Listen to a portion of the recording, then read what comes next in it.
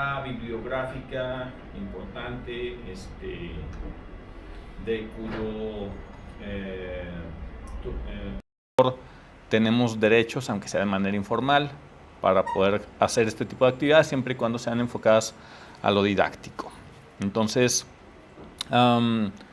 voy a tratar de abordar el día de hoy dos cosas. 107, que ustedes van a tener la oportunidad de estudiar por cuenta propia para el control de estudio del siguiente martes. Vamos a dar un repaso somero, superficial sobre las diferentes fracciones que lo conforman, para que si pueden, vayan de una vez haciendo su glosado, haciendo sus notas de la síntesis de las fracciones. Es importante identificar las figuras y cómo funcionan. Recordemos que es la base del funcionamiento del juicio de amparo. Después haremos algo así como una exploración sobre los principios, que es el material, el archivo en audio que voy a compartir con ustedes. También tenemos control de estudio. Ya saben que, o sea, esta condición de los profes de enseñar y no averiguar si verdaderamente hubo aprendizaje, aquí no va a suceder. Tratando de que el aprendizaje sea significativo, proporcionamos información, hablamos del tema, abordamos, hacemos interacción y evaluamos. Evaluamos cada tema, vamos evaluando. Así nos sirve para identificar qué tan bien o mal andamos, y cuando llegamos a evaluación final no es una sorpresa lo que obtuve, ¿no? La primera evaluación obtengo un resultado, la segunda se supone que tendré que obtener un resultado mayor. Espero que no les pase como a algunos de mis alumnos de licenciatura, que extrañamente sacan un 9 en la primera evaluación y en la segunda evaluación ya sacaron un 7, y es así como, oh, ¿qué sucedió aquí? ¿Estamos siendo producto de una condición aleatoria? ¿Le fue bien por mera suerte? Pero esto es lo natural, ¿no? Que si apliqué la primera ocasión, la segunda ocasión me vaya mejor, porque el ejercicio, las herramientas están diseñadas para que exista retroalimentación. Esta era la pregunta que contestamos. Esto, no es eso, por esto. Entonces va generando un aprendizaje a raíz de la repetición. Profe, lo que vamos a hacer de tarea, bueno, es el 107, el Así material subrayado que quiere usted que imprimamos es el 107. Así es este archivo que ya está compartido con ustedes, con todas sus fracciones. La idea es que ustedes puedan hacer un cuadro sinóptico extrayendo la síntesis de cada una de las fracciones. ¿A qué se refiere? Vamos a tener fracciones que son muy extensas y fracciones que inclusive están derogadas. La 14 y la 18 están derogadas. Lo interesante sería que en estas dos fracciones que se encuentran derogadas nos remitiéramos a la fecha de la reforma del 93 para identificar qué decía antes, ¿no? Para ver qué elemento jurídico se perdió con la reforma que derogó ese componente. Eso nos hace especialistas. Si hablamos de crear maestros, de formar maestros, si estamos en licenciatura, se derogó y se derogó, no tiene mayores alcances, no tengo para qué conocerla, no está vigente, en el uso práctico del derecho no lo va a poder citar. Pero si se trata de ostentarse en el ejercicio de una maestría, haciendo actividades propias como docente, entonces tendríamos que saber cuáles son los componentes que ya no están en la norma o cómo fueron objeto de transformación, ¿no? Eso luego también es relevante para generar especialización. Entonces, tenemos este texto extenso, no lo vamos a leer todo porque se nos irían las 2 horas que tenemos hoy de clase, las 2 cortas horas que tenemos el día de hoy. Pero me interesa que vean el ejercicio, porque de este ejercicio va a partir el ejercicio que ustedes realicen. Nos dice el 107, las controversias de que habla el 103 no lo tenemos a la vista, pero en la sesión previa ya lo abrimos, ya lo leímos, ya localizamos que hay 4 circunstancias específicas por las que se puede dar el juicio de amparo, aunque algunos doctrinarios u otros autores podrían hablar de más, de una categorización más amplia. Estas 4 son las en las que podemos encuadrar cualquier tipo de acción de amparo, que determina la ley reglamentaria de acuerdo con las bases siguientes, es decir, las bases del juicio de amparo sostenemos que se encuentran en el 107. Y nos dice la fracción primera: el juicio de amparo se seguirá siempre a instancia de parte. Lo primero que tenemos que extraer es esta figura. ¿Y cómo la explicaríamos? ¿Qué significa que se seguirá a instancia de parte? Que inclusive constituye un principio. Que tiene que interponerlo la persona que fueron vulnerados sus derechos. Así es. Debe de existir un agravio personal y directo para que alguien pueda acudir. Buenas tardes, adelante.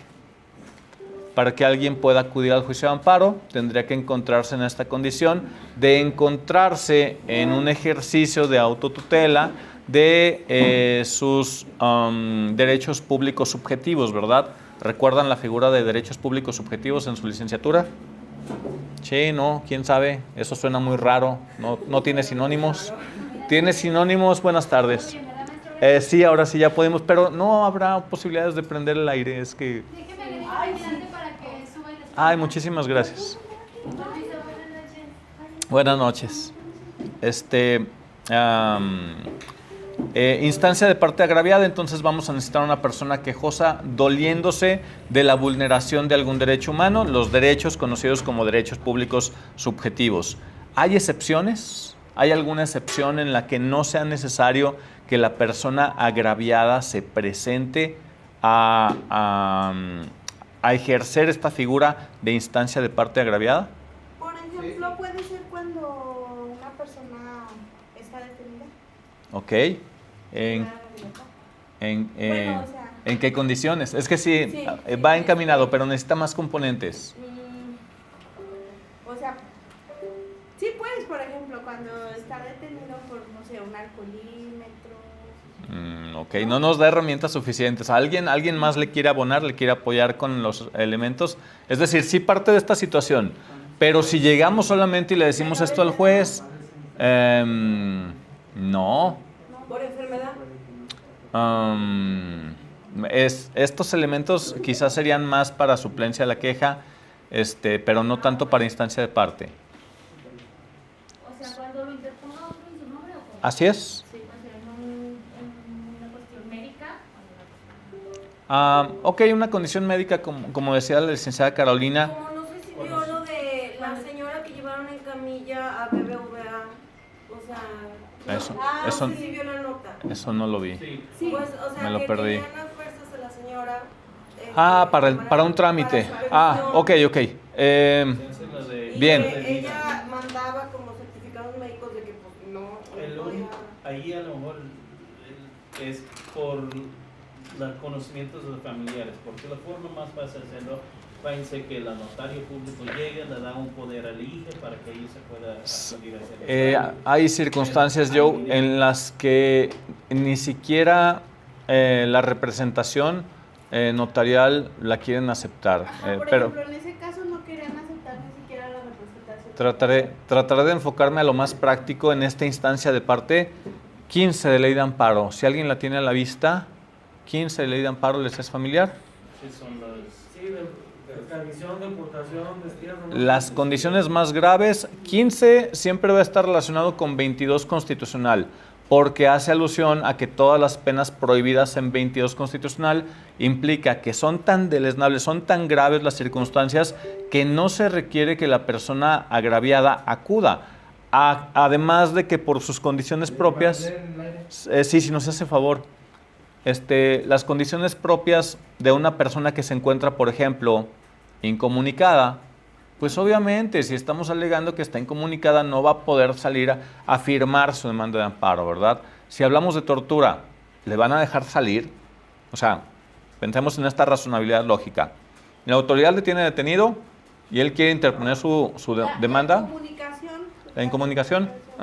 La incomunicación que nace en ley de amparo porque al constituyente y al órgano reformador se le pasó en el 22. En el 22 no está la incomunicación. Quedan prohibidas las penas de la marca, los azotes, los palos, el tormento. Obviamente la muerte desde el año 2005 está prohibida también.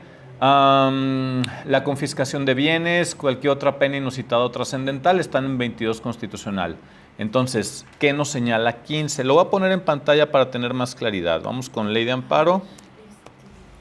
Ley de amparo, para no suponer conocimiento previo, Chief Control inicio, Control F, vamos con 15 punto, ahí está.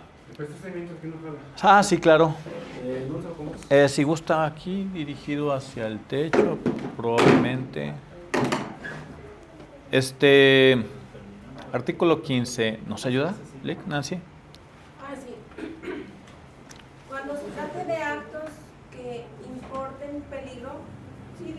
Sí. Peligro de privación de la vida, ataques a la libertad personal fuera de procedimiento.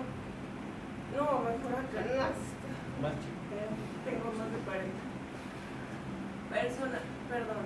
Cuando se trata de actos que importan peligro de privación de la vida, ataques a la libertad personal fuera de procedimiento, incomunicación, deportación o expulsión, proscripción o destierro, extradición, desaparición forzada de personas o alguno de los prohibidos por el artículo 22 de la Constitución Política de los Estados Unidos Mexicanos, así como la incorporación forzosa al ejército, armada o fuerza aérea nacionales, y el agraviado se encuentre imposibilitado para promover el amparo, podrá hacerlo cualquier otra persona en su nombre, aunque sea menor de edad. Ok, esta es una salvedad. Del artículo 15 lo que nos interesa para correlacionarlo con la fracción primera del 107 es esto. Lo demás nos va a hablar de cuestiones procedimentales, pero nos interesa sobre todo el tema de 107, instancia de parte agraviada.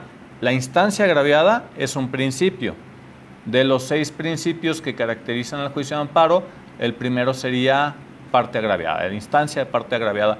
El juez de distrito no puede iniciar con un proceso, con un juicio de amparo, porque se haya impuesto de conocimiento a través de medios de comunicación, a través de una nota periodística, no lo puede hacer. Hay un caso excepcional que se enuncia en 15, que es inclusive menores de edad. Si bien en el sistema jurídico mexicano se prevé que los menores de edad no tienen capacidad de realizar actos jurídicos, en realidad aquí la salvedad es que le da de conocimiento, pensemos en una condición urgente, son las 4 de la mañana, acaban de tener, hay una desaparición forzada de una persona, las autoridades se llevaron al papá de este menor de edad con 10, 12, 14 años, acude a la instancia, a la corporación y dicen, no, aquí no, ni sabemos de lo que nos habla, no tenemos a ningún detenido pendiente de registro y aquí nunca llegó. Entonces, ¿de qué se va a doler? Su papá llevaba teléfono, pero resulta que se apagó. Invoca incomunicación e invoca desaparición forzada, porque la autoridad está negando que se encuentre bajo su potestad. Entonces, instancia de parte sería, acude la persona directamente agraviada, se modula el principio, ha estado así modulado desde hace decenas de años. ¿Por qué razón? Por la razonabilidad, porque en los casos, el amparo surge verdaderamente por este tipo de circunstancias, las más graves, las que vienen después de cómo se va enriqueciendo el proceso, el sistema, las normas, los criterios, la jurisprudencia, son accesorios, pero los principios nacen pensando en esta es la excepción, pero siempre va a poder existir una regla, ¿sí? Poco a poco se han ido modulando los principios. Desde que yo recuerdo, siempre ha estado modulado. Si volteamos a ver, la ley de 1936 no era la excepción, la ley que quedó abrogada en 2013, la ley de 1919 también lo contemplaba, y si viajamos en el tiempo seguramente encontraremos la analogía, ¿sí? Digo, desafortunadamente en el programa no nos tocó atravesar por la historia, pero también si alguien está interesado, me lo comparte por WhatsApp, me dice, para compartirle archivos de la parte histórica del juicio de amparo, ¿sí? Tanto en audio, también tenemos archivo en audio, algo así como 4 horas, es un audio bastante extenso, pero nos interesa el enfoque, instancia de parte y su modulación. Puede un tercero acudir, el menor también puede acudir. Lo que va a hacer el secretario es elaborar un acta, aunque sea en la madrugada, tiene esa obligación legal, elaborar el acta, dar constancia de las circunstancias en las que se está dando la manifestación del menor, girar los oficios hacia las autoridades que sean señaladas como posibles responsables y darle trámite para que informen sobre la detención y si está perpetrándose algún acto de violación, que cese, ¿sí? Que son los efectos suspensionales más ineludibles. Entonces, ahí está el texto. Teniendo tal carácter, quien aduce ser titular de un derecho o un interés legítimo. Anteriormente recordarán ustedes que esta figura no existía. ¿Alguien recuerda cuándo nace el interés legítimo? Primero en Constitución y después en Ley de Amparo. ¿No?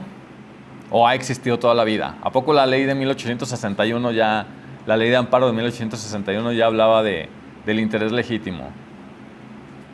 ¿No, verdad? El interés legítimo es cuando te afecta a ti directamente. No, ese es jurídico. ¿Sí? Vamos a tener 3 tipos de interés. Vamos a tener jurídico, legítimo y simple.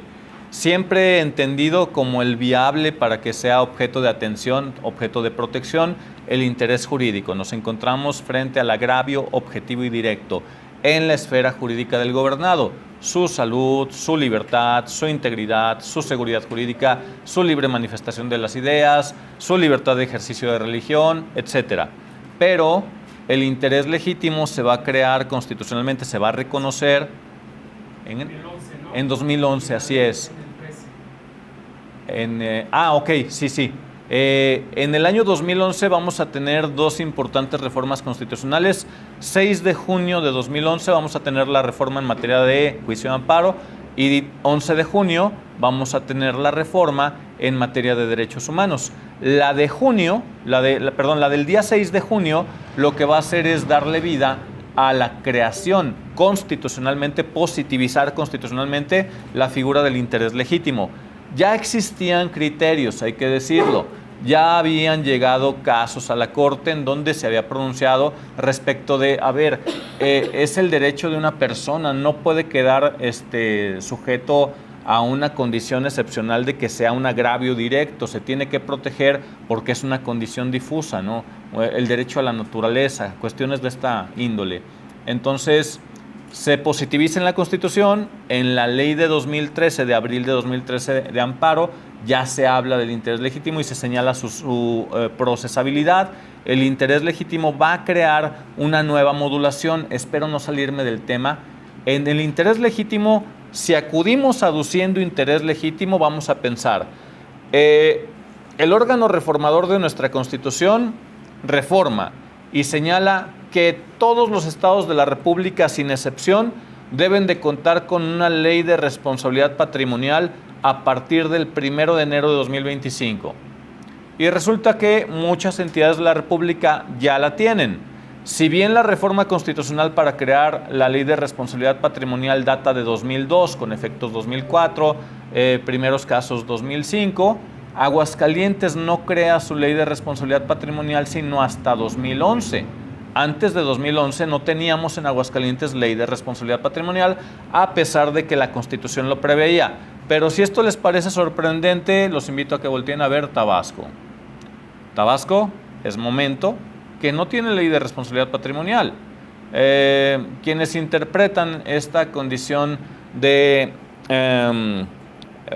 las múltiples circunstancias de cada entidad de la República señalan que al Estado le es muy sencillo, mejor no crear la ley para no afrontar de manera directa la responsabilidad sobre sus actos en materia patrimonial.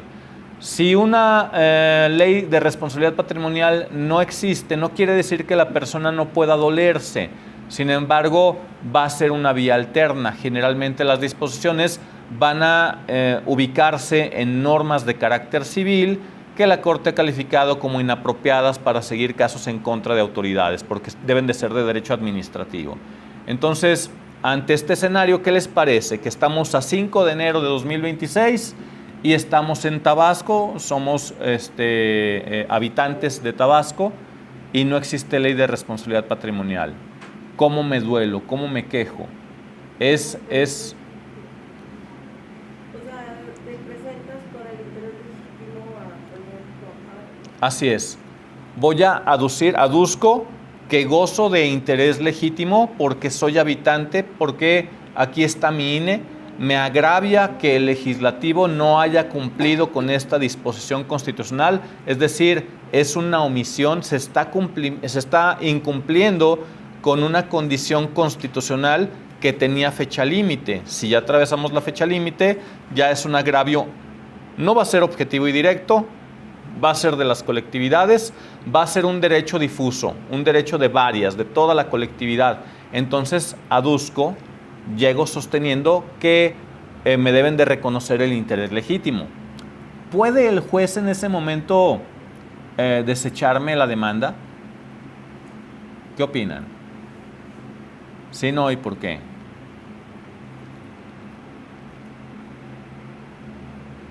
¿O debe de admitir? Estamos hablando de juicio, ¿verdad? Hablamos de juicio de amparo con interés legítimo, en este escenario que estamos proporcionando. Es que tienes hasta la audiencia constitucional para acreditar. Así es. Eso que dice Joe, eso mismo ha reflexionado el alto tribunal en cualquiera de sus configuraciones y han dicho, a ver, espérate, ¿quieres desechar una demanda por interés legítimo desde la admisión? Tiene una etapa probatoria muy amplia. A lo mejor en la admisión no tenías elementos para presumir el interés legítimo. Sin embargo, ¿qué te parece que antes de la audiencia constitucional te presenta tu INE, su INE, en donde demuestra que reside en esa localidad? ¿Por qué le vas a desechar? Porque se está identificando con una licencia de conducir de Baja California. O sea, no tenía su INE, dice que la extravió. O no dice nada.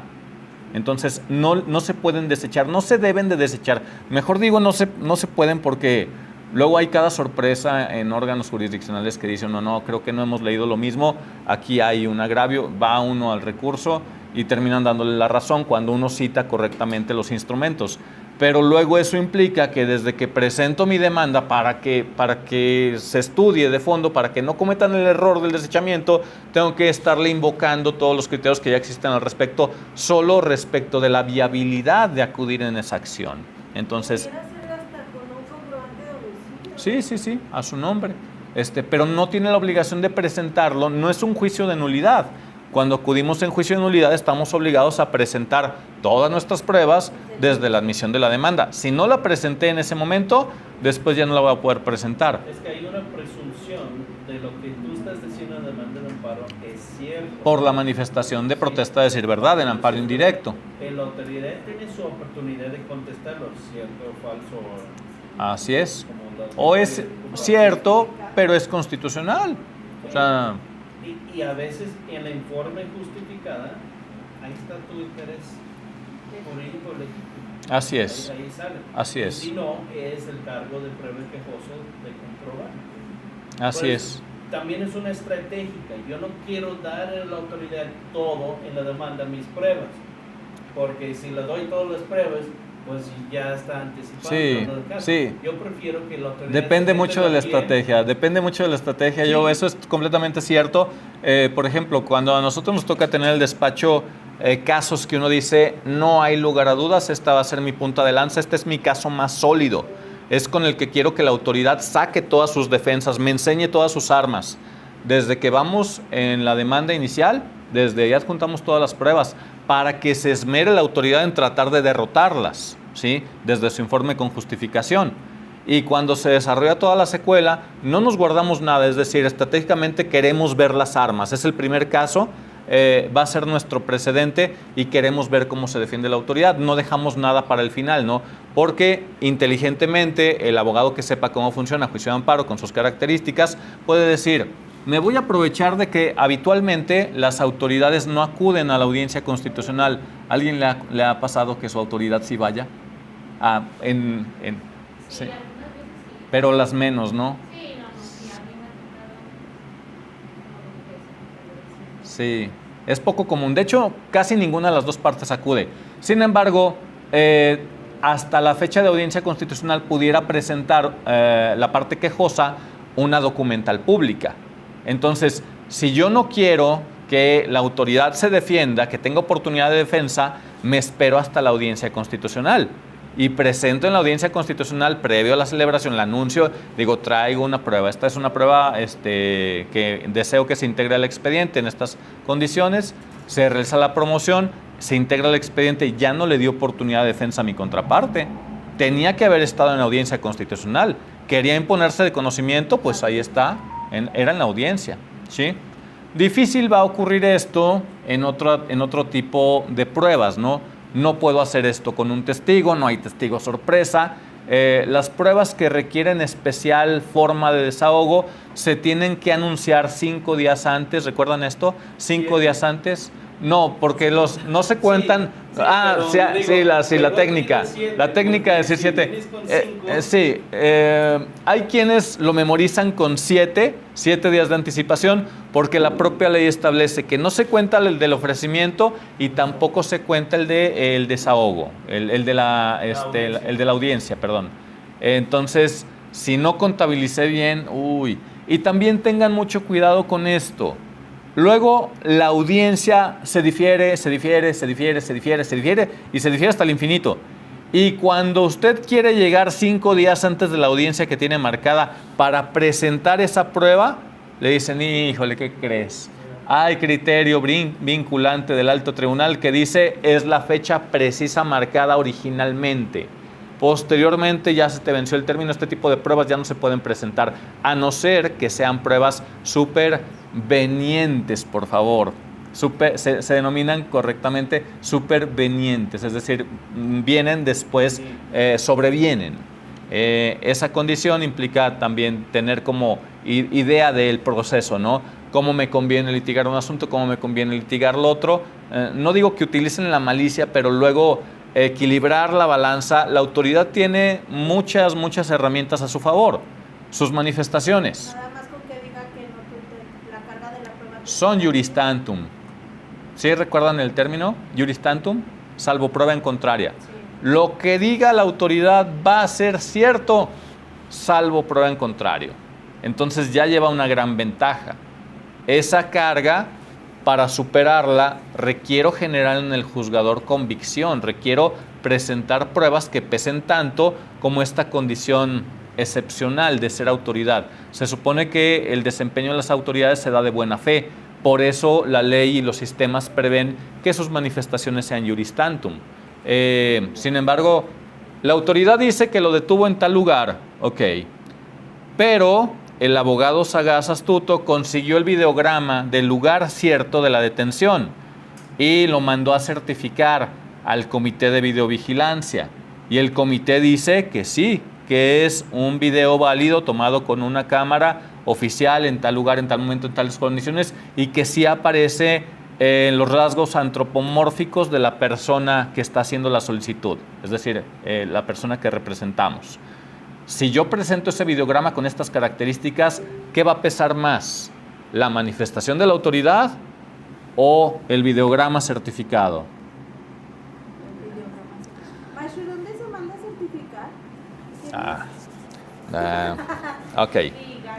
Bien, en Aguascalientes, una de las luego nacidas para perder, esperen no sea el caso, en sus asuntos que llevan o atienden o les toca defender, hay una ley de videovigilancia desde hace muchos años.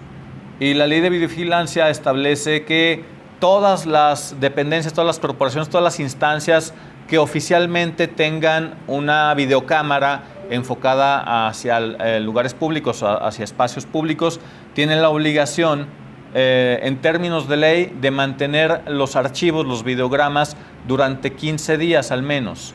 Y que si alguien quiere acceder a esa información, porque ocurrió un accidente, un hecho de tránsito terrestre, perdón, no es un accidente, es un hecho de tránsito terrestre en Guadalupe y Convención. Entonces la persona dice, aquí hay una cámara, voy a pedirle al SEC 5 o al SEC 4 o a la dependencia que tenga el control de esas cámaras el videograma. De entrada no se lo van a proporcionar de manera directa, le van a decir, primero tiene que hacer un oficio, tiene que tener estas características, cumplir con estas formalidades y luego vamos a verificar si sirve, si servía, si estaba grabando, si no está grabando. Si corre con mucha suerte, el videograma va a estar ahí. Si usted se brinca la etapa de acudir al comité de videovigilancia para solicitarle que le requiera la dependencia con cadena de custodia y que certifique, aguas. ¿Por qué? El videograma, si el abogado con quien le toca interactuar es más sagaz, más astuto, tiene más detalle de cómo debe de funcionar este ofrecimiento y desahogo de prueba, pues puede tumbarla, ¿no? Puede decir, sí, está muy bonito el videograma. ¿Y la certificación? No tiene certificación. Híjole. ¿Sucede igual en particular? De hecho, hablamos en un caso de particular. Con las autoridades va a haber muy poco problema, ¿eh? Cuando... No. La ley prevé salvedades respecto de las cámaras que deben de estar enfocadas en sus espacios, es decir, que no apunten hacia el público, pero en México y con nuestra legislación no hay una protección reforzada de derechos, como ocurre, por ejemplo, en España. En España, si usted deja su dashcam funcionando, y luego quiere utilizar el video, el que va a ser procesado va a ser usted. Los sistemas son distintos. ¿sí? La protección de datos personales es distinta. El otro día platicando con la del C5, con Michelle Olmos, nos decía que cualquier ciudadano puede vincular sus cámaras al C5, o sea que pues, es como ayuda para todos, ¿no? Y menos las que obviamente están dentro de la casa, pues así no, pero Ajá. se supone que sí se pueden vincular. Bueno, técnicamente es factible, ¿no? Por las capacidades que tiene el sistema. De hecho, los sistemas en la actualidad funcionan, yo los calificaría de manera muy prometedora si son objeto de controles y de operación rigurosa por personas técnicas. El sistema, espero no salirme del tema, comentario aparte, las placas de su vehículo, si su vehículo fue robado hace una semana, a usted lo desaparecieron y hace una semana no saben si usted está en su vehículo o su vehículo anda haciendo otras cosas. Entonces, en la búsqueda, sobre todo en los delitos de alto impacto, al sistema le podemos pedir con las placas que nos arroje todo el historial, al menos de los últimos 15 días. Y se van a sorprender, se van a sorprender. Sí funciona. El OXXO, bueno, es que no todas las cámaras tienen las mismas características. Las que identificamos coloquialmente como los pulpos forman parte de un sistema, no recuerdo su nombre, digo, a mí me tocó salir de la función, de la labor dentro de la institución cuando esto estaba constituyéndose, estaba migrando el sistema, pero lo que permite es almacenar y trabajar entrenamiento por vectores. ¿Qué busca? El vector de las placas, las características. El ALP, bueno, este es ALPR en los arcos. Inclusive los arcos no son tanto para ALPR, las cámaras son para ALPR, reconocimiento de beam plates. Pero los arcos lo que detectan es este dispositivo, el chip que le insertan a los parabrisas cuando los vehículos salen de la fábrica, ¿sí? Esos arcos son verdaderamente prometedores, de veras. Cuando uno sabe las herramientas con las que se cuenta y cómo han funcionado en otros países, llega a una sola conclusión. No se ataca la criminalidad porque no se quiere. Porque no se quiere. O sea, con los arcos, el arco va a detectar a qué hora pasa todos los días y le podemos pedir el historial de hace 6 meses. ¿A qué hora pasa este vehículo por aquí? ¿Y en qué sentido? Así lo hizo una acción penal. Está supuestamente era amenaza que estaba siguiendo a la persona. Y yo como defensor le dije, solicita al Ministerio Público a realizar los siguientes actos de investigación. Maestro. Y entre ellos, bueno, primero le pidió que agarre los datos conservados de mi defendido.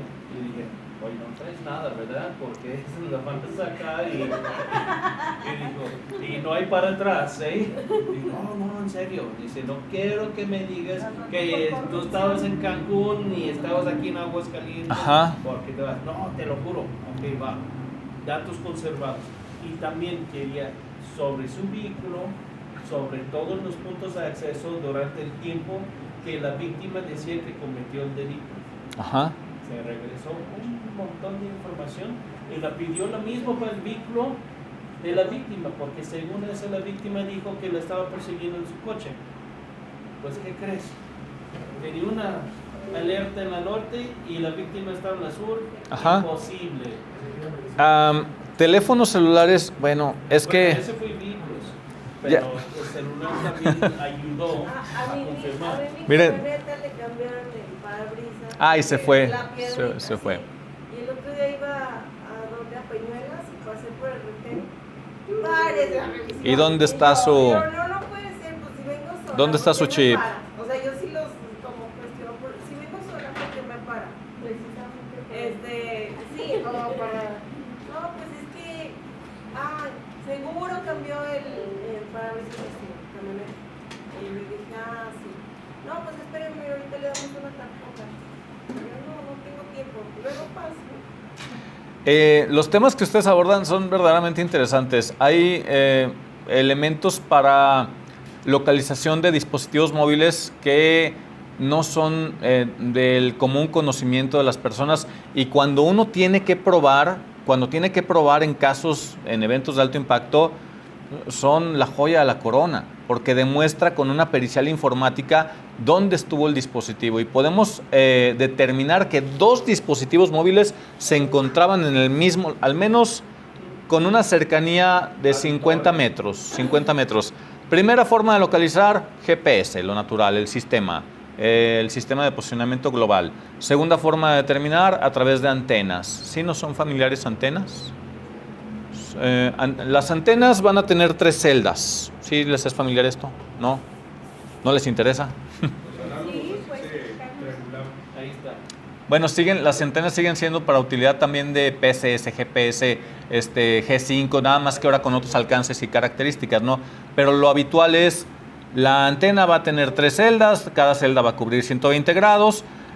Con yo identificar cuál es la señal que está recibiendo ese dispositivo, o la antena que me arroje el carrier, el proveedor de Telcel, que me arroje dónde está la antena, o cuál es el número de antena. Teniendo el número de antena se busca en internet y sale. Puedo identificar cuál es la celda y la potencia que nos puede dar la proximidad del dispositivo. A va a estar siempre orientado al norte. Bueno, eso dicen. A mí me tocó hacer análisis cuando estaba en inteligencia que no eran del norte, había errores. Y luego B y C pueden estar orientados hacia otros lugares, pero esto nos va a dar localización real, objetiva, localizable a través de, por ejemplo, la sábana. Cuando hay una investigación, por ejemplo, de secuestro y la víctima llevaba encendido su dispositivo, ¿qué se busca? Momento a momento, ¿cuáles fueron las antenas que fueron recibiendo su señal? No tenía encendido el GPS, pero el chip seguía vivo, seguía activo. Es más, que no tenía saldo, no nos interesa.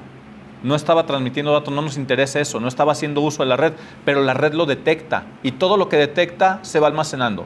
Se va creando una gran bitácora de toda la actividad del dispositivo. Entonces vamos a localizar las diferentes antenas, vamos a identificar los diferentes tipos de celdas y vamos a poder mapear dónde estuvo.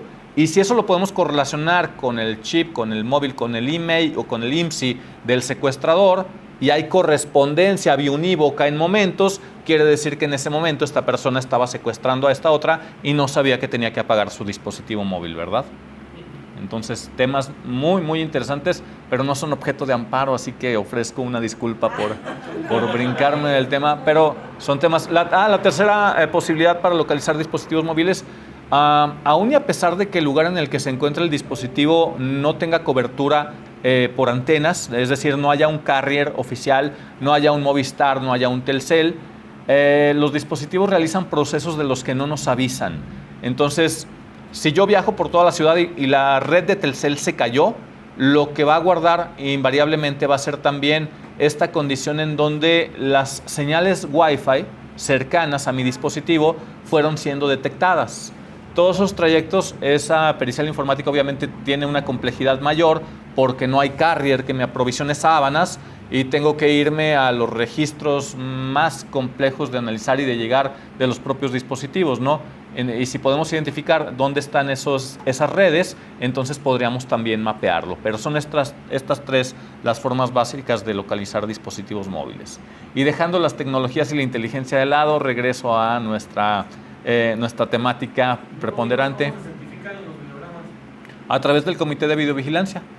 El Comité de Videovigilancia tiene la capacidad de verificar que la persona que está solicitando el videograma sí aparezca en ese videograma, para evitar el error de que a un tercero se le aprovisionen videogramas en los que no tenga injerencia, ¿sí? Que no sean utilizados indiscriminadamente, porque el Estado también tiene la obligación de guardar reserva de los datos personales de las personas, ¿sí?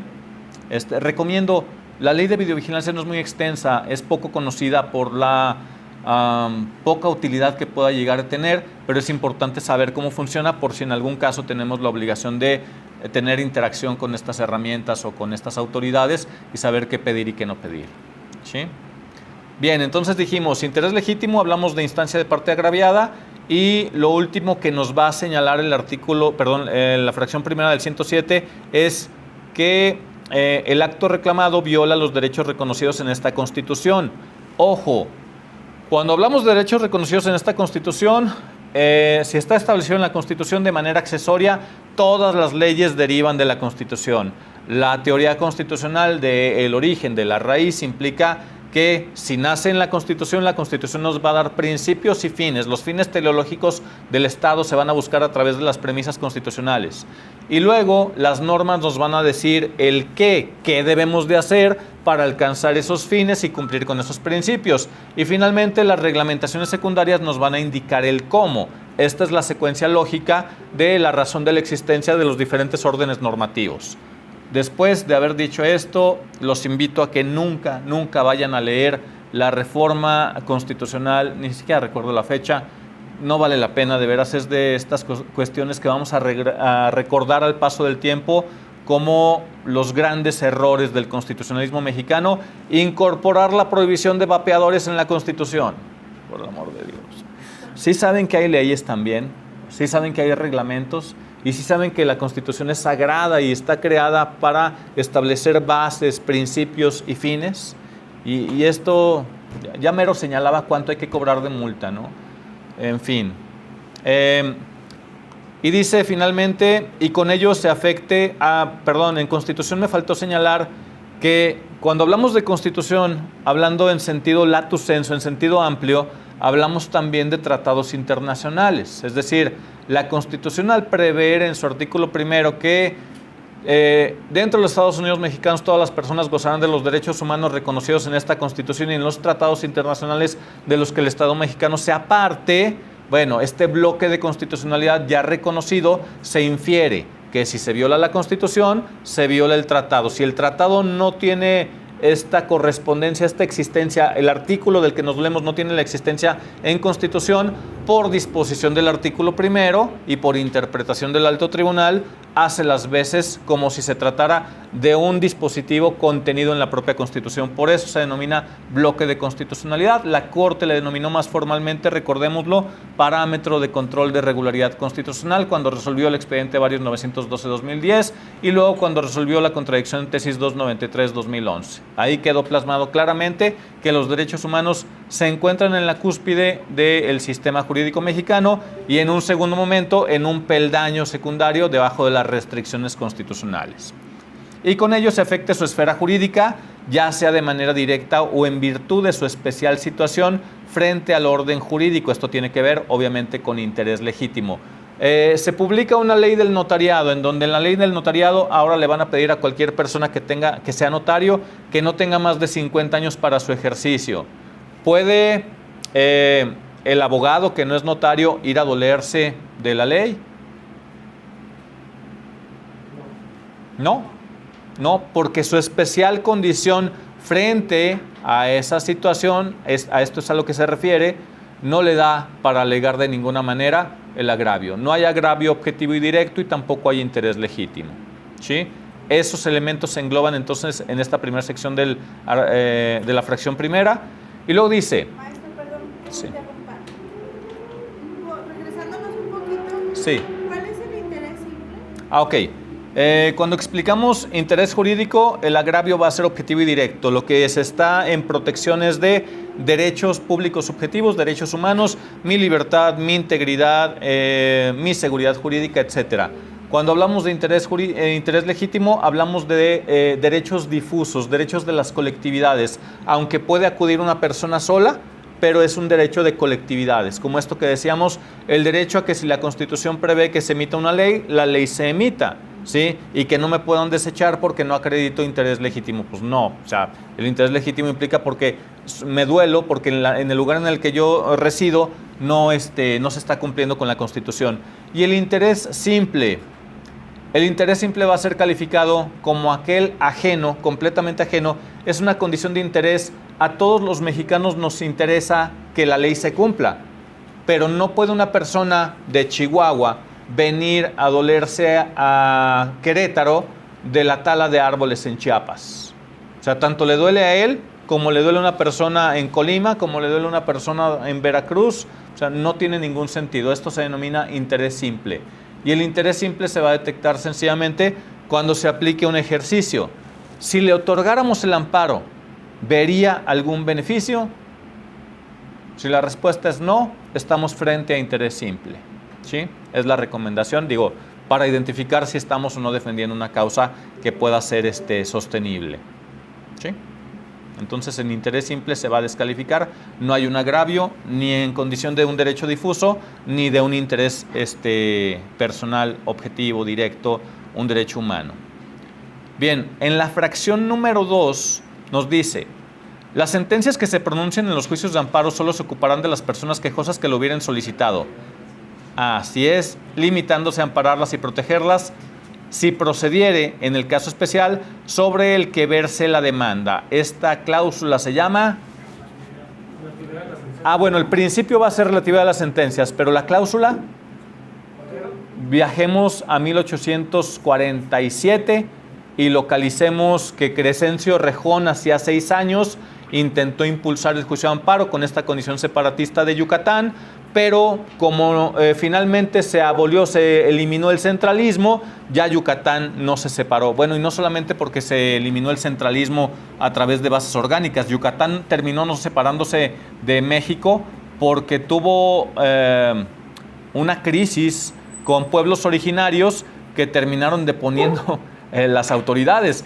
Y a las autoridades no les quedó de otra que pedirle rescate al gobierno federado para restablecer el orden. Entonces también por eso no se separaron, no eran tan autónomos como pensaban. Para 1847 vamos a tener acta constitutiva de reformas y previo vamos a tener los trabajos de don Mariano Otero señalando que, señores legisladores, no se preocupen por la figura del amparo, no se trata de darle poder al Poder Judicial, no se trata de que sea un poder que impere y que sea el estado de los jueces, sino que resuelvan los casos en lo individual. La regla es, si a 5 personas se les afecta y las 5 acuden a juicio de amparo, obviamente va a tener efectos para todos, pero si solamente una persona acude a juicio de amparo, el amparo no va a poder tener efectos sobre las demás personas, ¿sí? Relatividad a las sentencias es lo que encontramos aquí. ¿Qué debemos de localizar entonces o qué debemos denunciar en nuestro párrafo sintético? En la fracción segunda del artículo 107 se encuentra principalmente el principio de relatividad. Y en la fracción 1, el principio de agravio, instancia de parte agraviada, ¿sí?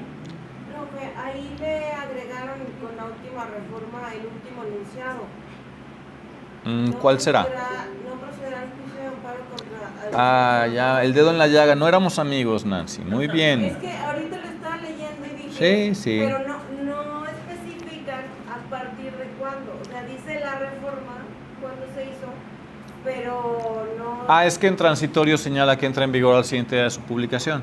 Entonces... yo hasta me le iba a brincar para evitar el escenario que vivo en la actualidad.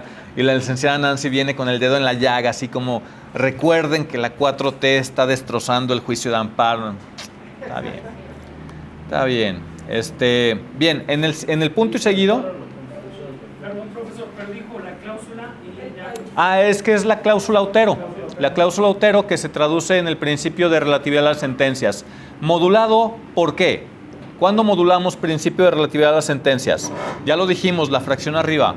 Ante el interés legítimo. Cuando nace el interés legítimo, nace la posibilidad de modulación precisamente de la cláusula Otero. ¿Por qué razón? Anteriormente era tasado. A nadie podía beneficiarle una sentencia de amparo. Es más, se llegaron a negar amparos por esta condición, porque pudiera tener alguna repercusión en algún tercero. No es probable, no es posible porque se viola el principio. En una visión muy obtusa, claro. Pero cuando nace el interés legítimo, entonces se prevé que si estoy llegando yo a juicio aduciendo que no soy titular de un bien jurídico, de una condición de un derecho público subjetivo, entonces me encuentro en mi representación propia, es decir, es un ejercicio de autotutela en la que yo acudo a instar para que se proteja este derecho de las colectividades, este derecho difuso. Si me otorgan el amparo, pensemos en el ejemplo que utilizábamos. Se otorga el amparo para obligar, es más, ni siquiera el amparo, se otorga la suspensión. Se otorga la suspensión, hay criterio vinculante al respecto, en el sentido de que si se trata de una omisión legislativa y el quejoso está solicitando la suspensión debe de tener efectos restitutorios provisionales anticipados. ¿Por qué razón? Porque de lo contrario, la autoridad de control de constitucionalidad lo que estaría haciendo sería convalidar la omisión. Si es evidente, si es ineludible la demostración de que se está violando la Constitución porque no se ha trabajado el proceso de reforma, el efecto de la suspensión, obviamente con esta condición de restitutorios provisionales anticipados, sería: ponte a trabajar en comisiones. Necesitamos que al menos dentro de 15 días, 22 días, tengas un proyecto ya trabajado en comisiones. Y la suspensión es para cumplirse, obviamente, pero van a ser actos positivos, contrario a lo que estábamos acostumbrados antes de esta gran reforma, que las suspensiones eran actos omisivos, de no hagas más de lo que ya hiciste, ¿sí? Nace entonces, no es tan común como yo quisiera. De hecho, tengo que confesar que yo en toda mi vida solamente he obtenido una suspensión con efectos restitutorios provisionales anticipados, sobre todo por el tipo de asuntos que nosotros impulsamos, ¿no? Cuando se trata del régimen de excepción, hay un estigma de: no, tú no juegas, pareciera ser que tú no tienes derechos, pero existe la posibilidad de obtener la suspensión con efectos positivos para que la autoridad haga, no solamente para que no haga. Bien, hasta aquí vamos bien con la extracción de las figuras. Bien, en el punto y seguido de esta misma fracción nos dice: tratándose de juicios de amparo que resuelvan la inconstitucionalidad de normas generales, en ningún caso las sentencias que se dicten fijarán efectos generales. No procederá el juicio de amparo contra adiciones o reformas a esta Constitución. Bueno, esto no era necesario, ya estaba establecido por principio, y la propia ley de amparo ya establecía en su artículo 61, si no mal recuerdo la fracción 6, 8, que no es procedente en contra de adiciones y reformas a la Constitución. Cuando analizamos en la universidad la figura de retroactividad, luego a nuestros docentes se les olvidó decirnos que hay dos circunstancias al menos que no son objeto de retroactividad. ¿Alguien lo recuerda? Las normas procesales y la Constitución. Nadie puede dolerse de la reforma a normas procesales que ahora le aplican, porque las normas procesales no son objeto de retroactividad, son procesales, surten efectos cuando se está desarrollando el proceso, y la Constitución. Sobre la Constitución tampoco podrá dolerse jamás nadie respecto de reformas o adiciones. Si no me lo creen, pregúntenle a los titulares de los tribunales federales, a ver si pudieron promover algún juicio de amparo o alguna acción que fuese procedente en contra de la reforma a la Constitución para dejarlos fuera del tablero. O sea, no procede, por ejemplo, si estoy yo, soy víctima en un juicio y no me quisieron aceptar pruebas o algo así. En este caso, Nancy, estaríamos más bien ante la violación de derechos sustantivos. Es decir, me impides el derecho de acceso a la justicia, me impides el derecho de acceso a la defensa adecuada, de probar en juicio, de ser oído y vencido, se viola el debido proceso. Aquí nos remitiríamos al 14. Pero con retroactividad, pensemos que una persona cometió un ilícito en 2010. Y se fue huyendo del país. Y esta norma, el delito que cometió tenía una penalidad de 5 a 10 años. Y cuando lo capturan, resulta que ya tiene de 10 a 20 años. No le pueden aplicar 20 años. Solamente le podrían aplicar la pena que estaba vigente en el momento de la comisión del delito, ¿sí? Esta condición va a surtir efectos de momento a momento en la consumación. La norma, el tipo penal, la figura, la pena que exista en el momento de la consumación es la que va a operar cuando se aplique la pena. Nos encontramos ante un supuesto. El desarrollo, la ejecución de un acto ilícito implicará la comisión del delito, que será objeto de pena. Se cometió aquí, con estas normas se queda ahí tasado en el tiempo cuál va a ser la pena máxima que le puedan aplicar. Sin embargo, si la persona fue detenida hasta 2015 y en 2015, pensemos, cuando lo comete, la ley señala que el tiempo máximo de prisión preventiva será de 2 años. Prisión preventiva, es decir, aquella etapa en la que se supone que todavía no es necesario que tenga una sentencia firme, pero puede seguir detenido bajo medidas cautelares. El tema es que esa norma cambió en 2013 y ahora señala que puede estar en prisión preventiva hasta 10 años. Y la persona, cuando es detenida, le fijan prisión preventiva y le dicen los siguientes 5 años.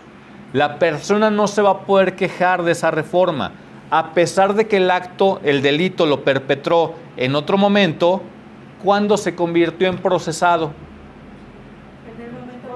En 2015. Entonces, ¿cuál norma le opera como procesado? La de 2015. Entonces, es hasta el momento, bueno, es en el momento en el que es detenido.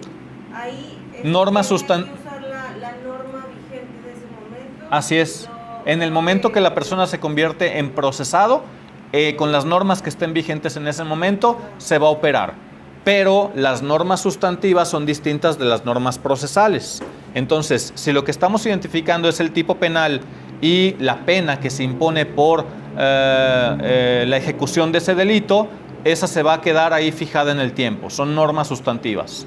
Ahí opera la no retroactividad, la cláusula de no retroactividad de la ley. En perjuicio de persona alguna, en beneficio sí, la Corte lo ha interpretado.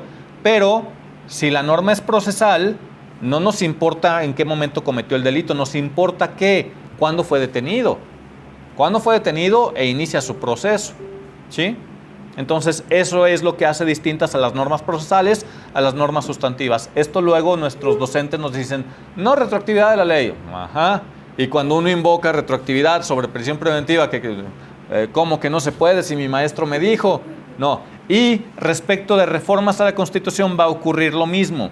También es importante con esa temática, y perdón si me salgo de los temas que estamos viendo en lo específico, pero es que la riqueza del ejercicio docente implica esto.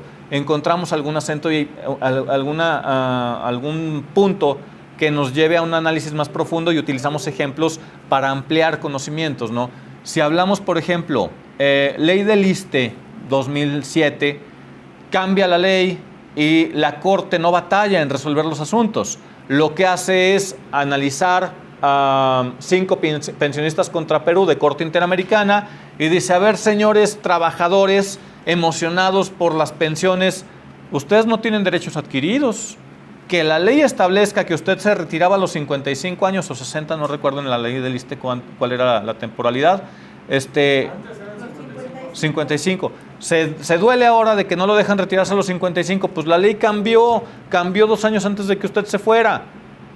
La Corte no dijo es una norma procesal, lo que la Corte señaló fue, y con toda puntualidad, el proyecto de veras está bien estructurado. No comparto, a mí me hubiera gustado que la decisión fuera más social, más humanista, pero finalmente tiene la razón. Una cosa es un derecho y otra cosa es una expectativa del derecho. Cuando yo soy trabajador y me cambian el sueldo, me lo disminuyen, ya existe la afectación a un derecho. Pero cuando yo era trabajador esperando convertirme en pensionista porque la ley establecía circunstancias, pues esa norma podemos categorizarla como procesal, es un proceso. Cambias de tu condición de trabajador para convertirte en pensionista.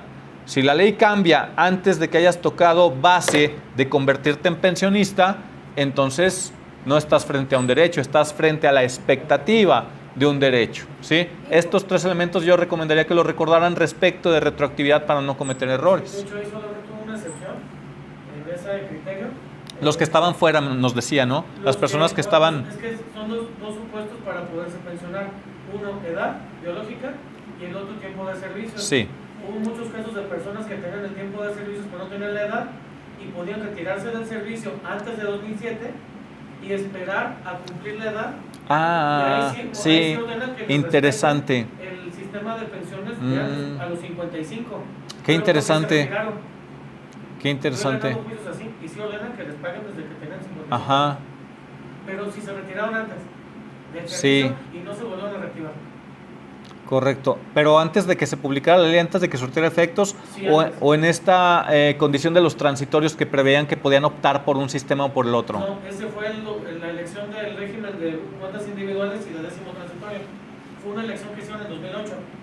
No, esto es porque un artículo de la ley de lista anterior decía eso, que podían retirarse, si tenían el tiempo, podían retirarse y esperar la edad. Esperar la edad. Entonces dice la Corte, ahí ya no estás tan... Así es, es sustantiva, ya es sustantiva. Exactamente. Sí, porque ya el supuesto ya se materializa. Sí. Entonces no esperamos a otro momento, ya se materializó porque la ley ya lo contempla como tal. Qué interesante, no conozco el criterio, si nos lo compartes se lo agradecería. Voy a buscar aquí.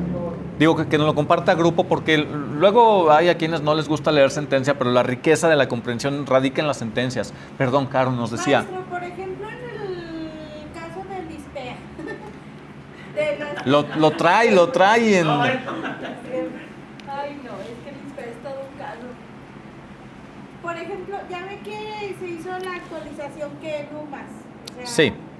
y por ejemplo, si una persona se pensionó, en el momento que se pensiona, su incremento es conforme al salario mínimo. Y después dijo el ISPEA, no, ya no me conviene, ahora quiero que sean UMAS. Pero Ok. si le hacen la actualización con las UMAS, Ok. la grafia, La analogía de ley del ISSSTE operó con ley del ISPEA, nada más que ley del ISPEA cambió desde 2001. En 2001 no existían las sumas, obviamente, pero existía ya la condicionante de que las personas tuvieran 65 años. Todas las personas que trabajábamos, gracias Dios, antes de 2001 que ingresamos a trabajar nos pudimos pensionar gratamente hasta antes de cumplir los 65. Sí, estoy deteriorado, pero no tengo 65, créanmelo. El tema es que, aparte de ese componente, pasaron los años, se reformó la Constitución en 2016 para crear la figura jurídica de la unidad de medida y actualización para destrabar esta condición que no permitía la elevación de los salarios mínimos porque estaba atado a las condiciones de las obligaciones del Estado, ¿no? Subía el salario mínimo y tenían que subir todas las multas y todo lo que estaba tasado en salarios mínimos. Entonces, se denomina un proceso de desindexación para que se separen, para que sean cuentas separadas y uno no afecte al otro. Entonces, el Estado, ya saben ustedes el crimen organizado del que somos objeto con el Estado, el Estado decide incorporar la figura jurídica de las UMAS. ¿Para qué? Para que se cuantifique la elevación de los salarios o de las pensiones. Entonces, cuando la persona se vuelve pensionista, va en UMAS. Cuando está trabajando, no es en salarios mínimos. Y aquí me voy a permitir hacer una anotación. Esa persona ya había sido pensionada y ya había recibido aumento. Sí, ya sé. Como pensionada Ya en sé. salario mínimo. Ya sé. Ok. Voy a tratar de ser... Ya sé que luego nuestro corazoncito nos lleva a defender las causas, sobre todo cuando las consideramos injustas. Me ha pasado, lo comparto. Pero es que no manches, maestro, pobrecita. Sí, pobre gente. Gana 2,000 pesos, o sea, es la pensión. ¿200,000 pesos? 2,000 pesos. Ah, ¿Sabe qué, pobre? ok. Imagínate. Miren. Aquí tenemos un problema de configuración que luego no todos atendemos. Una persona que gana 10,000 pesos, gana 10,000 pesos trabajando, ¿qué va a suceder cuando suba el salario mínimo? Pensemos que el salario mínimo subió un 20%, pero esta persona no gana un salario mínimo. No, es por el porcentaje que se Ah. acordó conforme a... Nada más es de salario mínimo. Solo a las personas que ganan el salario mínimo está la empresa o la dependencia obligada a elevarle ese 20% para que no raye por debajo del mínimo. Pero si yo a mi trabajador ya le pago más del mínimo, yo le puedo dar el 2%. Pero Si el lo sigo crimen manteniendo, organizado dice que... el crimen organizado. Yo no dije eso, yo dije en las autoridades que luego estructuran. Ok, aquí si está trabajando al trabajador, le van a incrementar un más, ¿qué les gusta? Un 4, que es la generalidad, un 4%. Al que está trabajando, El que está trabajando aporta en el sistema de reparto de beneficios, en ISPEA. Va a hacer una aportación, ¿para qué? Para que se paguen las pensiones de las personas que ya se fueron. Así funciona el sistema. Y no me pregunten qué ocurrió con los primeros que cotizaron, porque en algún lugar fue a parar ese dinero. El asunto es que los que ahorita trabajan y aportan no están ahorrando en realidad para su jubilación, están formando parte del sistema porque con esos recursos se pagan las pensiones de los que ya están pensionados. Entonces, a él le van a incrementar el 4%. Quien se retiró, pensemos que se retiró con 8,000, pensando que le iba muy bien y que cotizaba al 80%. La ley establece 70 para los de base, 60 para los de confianza. Poder Judicial en el Estado se va con el 100 y algunas otras dependencias los tienen un poquito más arriba. Entonces, el 80 es un estándar razonable. Si pensamos que la persona gana... No, me fui con un 0, ¿verdad? Es que me emociono. Y eso es a los de gobierno del estado, porque a los del municipio nos hacen una tranza. No me ponga el dedo en la llaga, porque ahí, nomás porque no se dejan defender. Ok, aquí hay 8,000 pesos que recibe como pensión. Va a recibir los constantes, ya los va a estar recibiendo de manera permanente. ¿Qué pasa si a esta persona le incrementan el 20%? En el 20% ya no va a ganar 8,000, va a ganar 9,600. Y este es el primer año.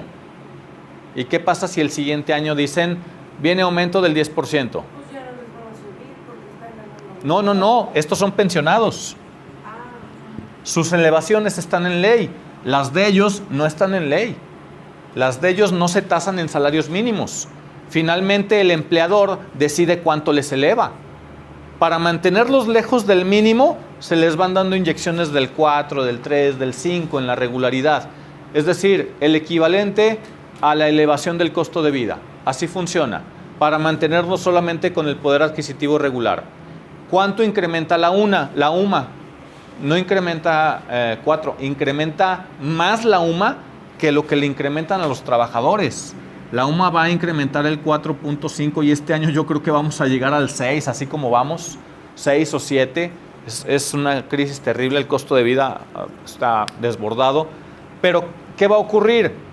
Si el que aporta para el pago de las pensiones solamente está elevando en el 4%, háganlo exponencial. ¿Qué va a pasar dentro de 10 años? Va a estar muy bonito. Esta persona ya no va a cobrar 8,000. Ya va a cobrar 20, 22,000. Va a cobrar más que el que está trabajando.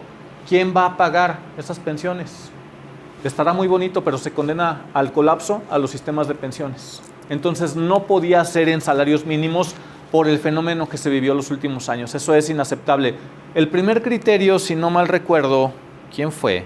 Margarita Beatriz Luna Ramos, quien resolvió en tesis aislada el criterio sobre las UMAs aplicadas a pensiones, donde sostuvo que no era viable porque las pensiones provenían de una cuestión laboral y que no podía desnaturalizarse, que tenía que seguir siendo con salarios mínimos. Al paso del tiempo, en una nueva reflexión, dijeron, ¿y ya analizaste esto? ¿Ya analizaste la progresión, la prospectiva a 10 años? Vas a matar sistema de pensiones. No va a haber cómo soportarlo. No, incluso la ley de las sumas señala en su exposición de motivos, en un párrafo, que la finalidad es desindexar el salario mínimo de otro tipo de conceptos. ¿Como pensiones? Ajenos, y exceptúa las pensiones textualmente. O sea, si dice que si dice salir, ahorita busco el parrafito, porque también ya lo he utilizado. Bueno, lo utilizaba antes de esa jurisprudencia.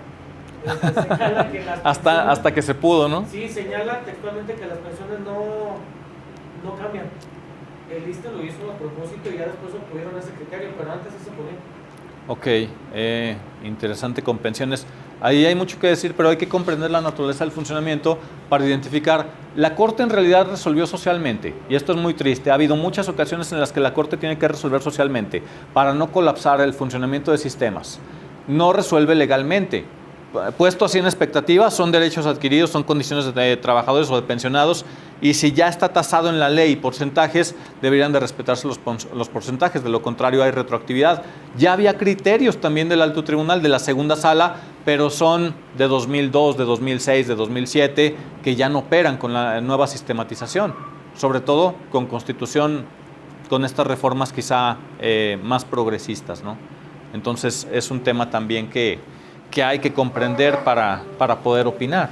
No, y por tal motivo, ahora el ISPEA pretende que las personas no se pensionen o sea, no tomarlo en cuenta a partir de su ingreso, sino a partir de que adquirieron la base. Por ejemplo, hay muchos trabajadores que, en especial municipio, gobierno del estado está muchísimo mejor. Sí. Pero municipio pues tiene trabajadores que tienen 15 años trabajando y no tienen base. Aquí está lo triste porque... Y ISPEA dice, aparte de los 28, haz otros 15 años, o sea, porque no se te cuenta. Sí, no puede funcionar así. Finalmente yo creo que van a tener que tomar una decisión por este incumplimiento de obligaciones de las autoridades. Ojalá se pudiera vincular a responsabilidad de estas personas. No he visto, no hay precedentes, pero lo que están cometiendo se denomina ejercicio indebido del servicio público. A ver, si una persona contrata a un empleado y no lo da de alta en el IMSS, ¿qué ocurre? Pues hay sanciones y va a tener repercusión. Y si el municipio contrata a alguien y simula que es eventual y le va dando contratos, esto es crimen organizado. O sea, de veras, o sea, me siento en el trono de, 3 meses y otros 3 meses y otros 3 meses hasta el infinito, y las personas están ahí cautivas con obligaciones que luego nada tienen que ver con la prestación del servicio público, ¿no? Porque los dejan de contratar.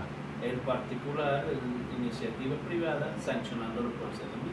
Así es. Es una paradoja. ¿Cómo a las autoridades, quienes debieran de dar el ejemplo, no les sancionas y al particular sí les sancionas? Entonces, muchos temas de qué hablar, Caro. Bien, ya dijimos, esta no procederá. Cuando en juicios de amparo indirecto en revisión se resuelva la inconstitucionalidad de una norma general, nótese que dice en indirecto, la Suprema Corte de Justicia de la Nación lo informará a la autoridad emisora correspondiente. ¿Por qué?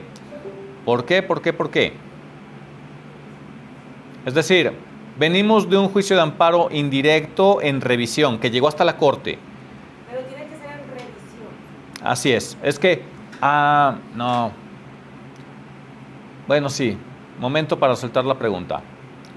¿Por qué el juicio de amparo indirecto no puede ser de atracción de la Corte?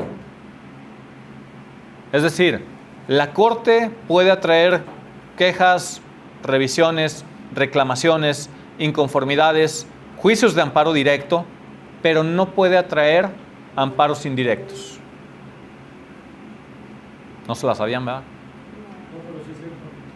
No aventarse broncas De hecho, con cuando las autoridades. No. El amparo indirecto presenta revisión, el colegiado separa los temas de constitucionalidad y dice esto le corresponde a la Corte y se los manda para ver si es de facultad de atracción. Ajá. Pero en indirecto no lo hacen. No lo pueden hacer. Porque el análisis que se ha realizado es el derecho de acceso a la justicia implica considerar siempre el principio de impugnabilidad, que mi proceso, al menos 2 entes distintos puedan desarrollar un análisis. Si vengo en amparo directo, ya pasó por una instancia natural y está entrando a colegiado, pero ya una instancia natural, ya tuve la oportunidad de ser oído, vencido en juicio, no se cumplieron todas mis expectativas y voy en amparo directo. En segunda, si la Corte lo atrajera, es segunda, pero no puede ser una única, una primera y única. Entonces, en amparo indirecto, ¿quién me analizó? ¿Quién emitió sentencia? No, se incumpliría con el principio de impugnabilidad, en esta posibilidad de que al menos por 2 etapas atraviese el proceso. A ver, presento mi amparo indirecto y se va a la Corte y la Corte me dice, no es procedente. Y ya. O sea, nunca tuve una fase intermedia en donde se pudiera analizar con más detalle. No hubo al menos 2 momentos para su análisis. ¿El indirecto con quién se interpone? Con jueces de distrito. Indirectos vamos con jueces de distrito. Puede ir a un tribunal colegiado. Cuando no me gusta la resolución, voy en revisión y acudo ante el tribunal colegiado en revisión de amparo. Ahí sería la segunda. Ahí sería nuestra segunda. Estos amparos en revisión que suben a segunda ya pueden ser objeto de atracción por la Corte, pero el amparo indirecto, así antes de que exista sentencia, antes de que vaya a otra instancia, no se puede atraer. Y ya se queda ahí, en la segunda. Va a depender de las condiciones. De hecho, para que la Corte analice asuntos, la estadística no está a favor del gobernado. Primera condición, por ejemplo, amparos directos en revisión. ¿Qué necesitamos? Que el operador jurídico se haya equivocado o no se haya equivocado, pero esté creando un escenario para que vaya a revisión a la Corte, quizá porque considera la naturaleza relevante. Me analizaron un concepto de violación respecto de una norma general y subsiste el problema de inconstitucionalidad, porque dicen que sí es constitucional y yo sigo sosteniendo que es inconstitucional. Pase a la Corte. Va a necesitarse que se cumpla con otros requisitos, pero eso es un elemento de pase para revisión ante la Corte. Es decir, el primer supuesto ya está cubierto. Los otros 2 requisitos son por su interés y trascendencia. Su interés y relevancia, su interés e importancia, como le querramos decir, ahí están los términos utilizados en ley y en Constitución, pero el caso es que sea de interés para la Corte. Que la Corte esté interesada en ese asunto porque diga, sobre este tema no tenemos criterio creado. Pero si ya hay criterios, nos va a decir, no, esto ya no opera, esto ya no lo vamos a estudiar otra vez. La otra característica de origen es que el órgano jurisdiccional haya realizado una interpretación directa de la Constitución. De hecho, hoy estuvimos en el despacho viendo la sesión de un tribunal colegiado de circuito que analizó una cuestión constitucional. No le dieron la razón a mi socia, no le dieron la razón en un amparo, en una revisión adhesiva, le nulificaron un efecto suspensivo y el magistrado que analiza de fondo y que da la pauta para la votación final, dice él, es que el texto constitucional lo que establece son estas condiciones. Por lo tanto, entonces aquí hay evidentemente una interpretación directa de la Constitución. Seguramente en el engrose traten de evitarlo, porque la propia ley establece salvedades que implican, a ver, cuando me remitas tu recurso de revisión ante la Corte, señálame de la sentencia o resolución que estás impugnando para que haya pase a la Corte en donde se señala que hubo interpretación directa. Entonces, una cosa es lo que vemos en la sesión, en el videograma, y otra cosa es lo que se plasma en el engrose. Si en el engrose no aparece, estaremos adjuntando obviamente la sección del videograma en donde el magistrado se pronuncia haciendo interpretación directa de la Constitución. Entonces, interpretaciones directas en la Constitución.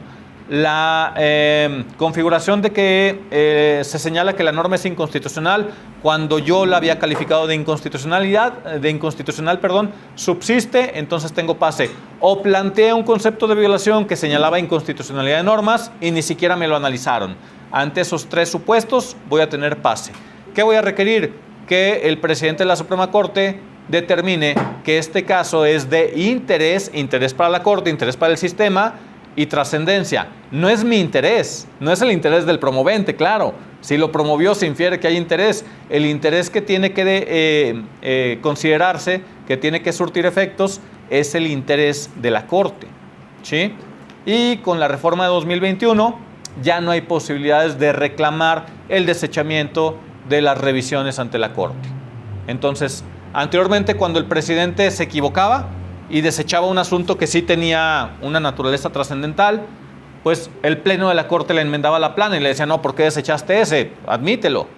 Pero ya no existe. Se nulificó en un acto verdaderamente regresivos los de ahora. Lo dije o lo pensé. Olvídenlo, borren eso de su mente. Pero el tema es, tiempo atrás también hubo actos regresivos constitucionalmente hablando, legalmente, funcionalmente hablando. El eliminar la figura jurídica de la reclamación respecto de los acuerdos de presidente de la Suprema Corte para desechar amparos en revisión ya no es impugnable. Y si yo les preguntara si estuviéramos haciendo un examen para magistrado, que ya no existen, ¿verdad? Pero hay que hacer nuestro mundo de ilusión bonito. Ellos sí hicieron, pensemos que estamos en ese escenario. Si yo les preguntara en esta condición, en contra del desechamiento de amparo en revisión, no hay recurso. ¿Qué norma constitucional o convencional estamos violando por desaparecer el recurso? Acceso a la justicia difuso. La Corte sostiene que el acceso a la justicia llega hasta donde la Corte dice esto no procede. ¿La qué, perdón? Recurso judicial efectivo. Pero fíjese que ni siquiera señala el texto convencional que sea judicial, señala recurso efectivo. Artículo 25 de Convención Americana de Derechos Humanos, los estados firmantes de la convención tienen que crear mecanismos para que las personas puedan defender sus derechos. Y si no estoy conforme con esta resolución de desechamiento, tendría que existir algún recurso paralelo para impugnarlo. Hubo un tiempo en oral mercantil, la resolución de juez de primera instancia era firme y no hay recurso. Creo que ese ya se cambió. Es que yo no llevo mercantil. Ni yo. Me meten problemas. En el tema de las cuantías, ¿no? A ver, ¿cómo qué pregunta? Sí, pero si cae en oral, Oral nada, mercantil. Antes era Ah, entonces amparo.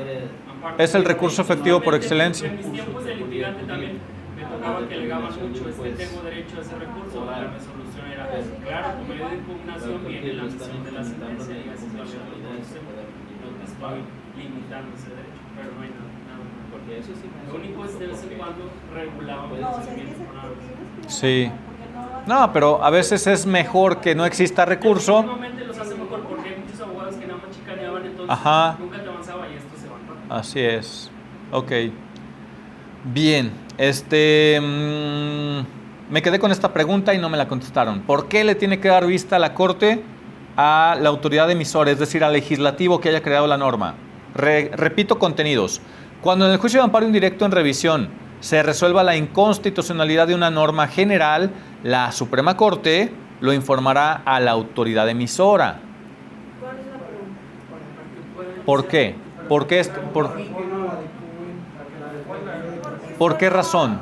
Pues porque solo la Suprema Corte le puede decir a un poder también que cambie lo que hizo, ¿no? Ok, fíjense bien. Si no, van a estar conscientes. Bueno, Es que no el nos Suprema ha llegado, por Corte es ejemplo, el- una sentencia de un juez. Es de el máximo distrito. autoridad. Fíjense bien, este párrafo, si lo leemos así, si es el primero, si es el párrafo introductorio, a mí me parece que aquí existió falta de técnica legislativa, porque el párrafo solo no nos dice cuál es la intención, cuál es el objeto, cuál es el alcance, pero pongámosle atención al siguiente párrafo. Cuando los tribunales colegiados de circuito establezcan jurisprudencia por reiteración o la Suprema Corte de Justicia de la Nación por precedentes en la cual se determine la inconstitucionalidad de una norma general, su presidente lo notificará a la autoridad emisora. Transcurrido el plazo de 90 días naturales sin que se supere el problema, es decir, sin que el legislativo reforme esa disposición plagada de inconstitucionalidad, la Suprema Corte de Justicia de la Nación emitirá siempre que fuere aprobada por una mayoría de cuando menos 6 votos la declaratoria general de inconstitucionalidad con efectos generales en la cual se fijarán sus alcances y condiciones en los términos de la ley reglamentaria. Estos dos párrafos van concatenados. Estos tienen que ver con declaratoria general de inconstitucionalidad. Por favor, consideren los siguientes elementos mínimos. 8 votos para pleno de la Corte respecto de jurisprudencia, pero solo 6 votos para el proceso de declaratoria general de inconstitucionalidad. Es decir, ya creamos jurisprudencia, pero ahora para nosotros realizar el proceso de declaratoria general se requiere, le avisamos a la autoridad y fue omisa, está en contumacia, no hizo caso, no reformó. Aguascalientes con aborto, ¿no? Aguascalientes con constitución, con el derecho a la vida desde la concepción, desde la ideación, desde el iter criminis, ¿no? La Declaratoria General de Inconstitucionalidad va a tener esa configuración procesal de etapas. Primero, que se cree jurisprudencia, que tengamos un caso resuelto en donde se determina de manera vinculante, de manera firme, que la norma es inconstitucional. Y luego tiene que darle oportunidad de despertar del letargo al órgano legislativo, de decirle, oye, te equivocaste, corrige. Pero si el órgano legislativo se va en contumacia, si el Congreso de la Unión o sea una Cámara de Diputados, entonces la propia Corte lo que va a hacer, ¿tienen familiaridad con declaratorias generales? ¿Las han visto publicadas? Bueno, sí, allá sí, el expertise no, hasta A ver, profe, déjeme. pero el resto de los mortales no, nunca les ha tocado ver. ¿La paso una sentencia? Si nos sube a grupos, si nos lo comparte, lo único que ocurre con estas publicaciones es que la Corte se convierte en un legislador negativo. Es como estas versiones de lo que antes decía y ahora dice. Si hay un texto que es calificado de inconstitucional, una porción normativa, lo que va a hacer la Corte es, no puede crear nuevas normas. Lo único que puede hacer es nulificar alguna porción normativa, haciendo que mantenga congruencia el texto, que sea legible. No puede decir, córtale de la letra 5, de la palabra 5 a la palabra 20, punto. Era lo que estaba inconstitucional y luego ya no es legible, ¿no?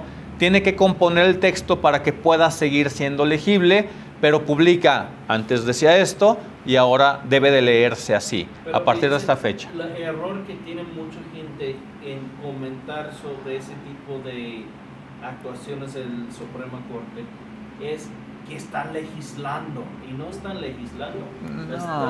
Es que es un sistema de pesos y contrapesos. Exacto. Entonces, ¿qué vamos a decir? ¿Que el presidente de la República emite normas, o sea, legisla porque emite decretos?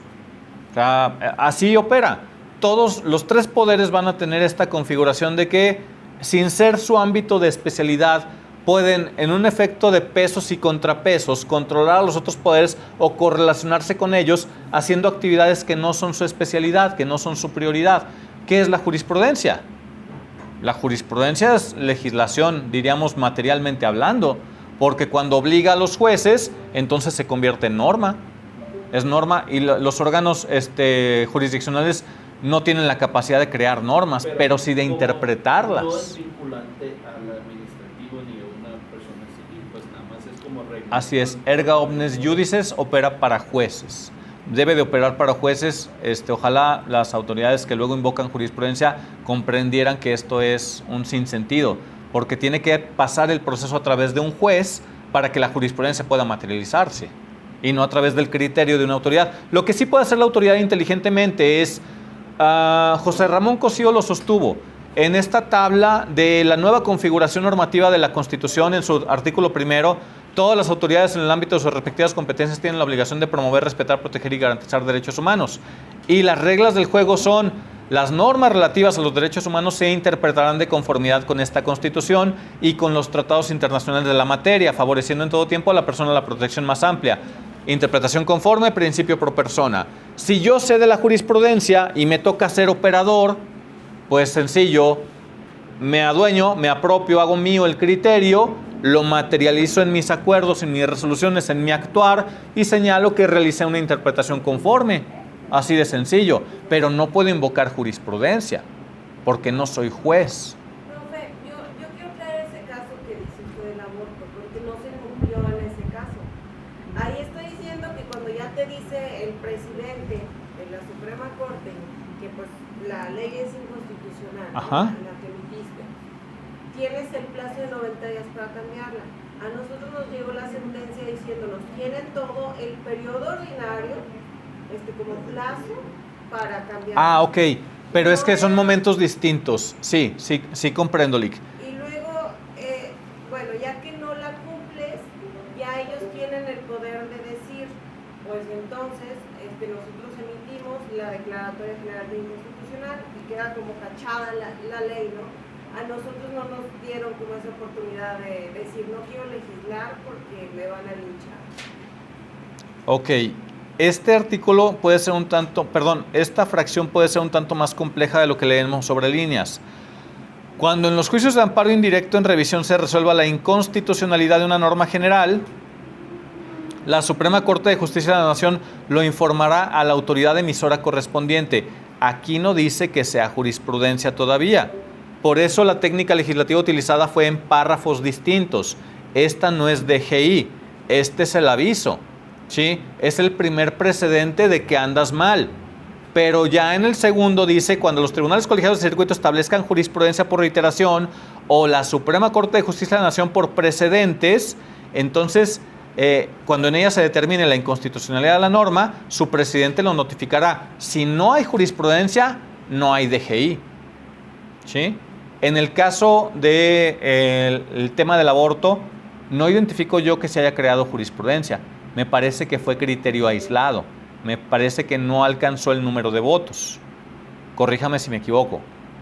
No, era una sentencia de 1000 hojas, no leí esa parte. Ok, está bien. Si estamos frente a jurisprudencia, hay obligación de procesar DGI. Si no estamos frente a jurisprudencia, lo que hay en necesidad es avisarle al legislativo. Aguas, el primer precedente ya señala que es inconstitucional para que tomes providencias y quizás realices un trabajo en comisiones para verificar si se mantiene o se modifica. Anteriormente la estructuración de estos párrafos era distinta porque la Corte tenía reiteración. El Pleno de la Corte tenía reiteración. Sin embargo, la reiteración se acabó en 2021. Y sin reiteración, en un solo caso, de un sopetón, diríamos coloquialmente, tuvimos 8 votos y ya es jurisprudencia. Ayer despertamos con criterios contradictorios y hoy tenemos jurisprudencia. Entonces, es distinta la forma de crearlos. Es más, pregunta de examen difícil. A ver si alguien quiere un punto para examen. Sin ordenadores, sin trampas, ¿En qué condiciones puede ocurrir o podía ocurrir que existieran 5 resoluciones continuas por parte del alto tribunal en el mismo sentido que no crearan jurisprudencia. Punto para examen quien lo resuelva correctamente. ¿Cuándo? Bien, me recuerda cuando tenga su examen a la vista para ese punto. Bien, lo que señala la configuración, es decir, las normas que prevén la creación de jurisprudencia, es que no deben de ser en la misma sesión. Al menos una de ellas debe haberse resuelto en una sesión distinta. Como en esta configuración de que el legislador piensa que vayan a su casa los órganos jurisdiccionales, los titulares, y lo piensen mejor, ¿no?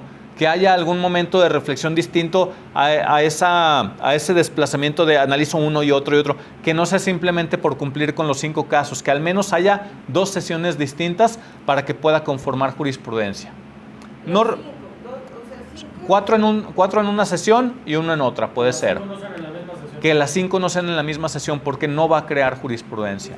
No recuerdo honestamente si esto subsiste para tribunales colegiados de circuito, pero para la Corte sí estaba muy bien establecido, en la que si los 5 casos eran en la misma sesión, no podían conformar jurisprudencia. Entonces, la idea es, ¿en qué pensó el legislativo cuando creó esta norma?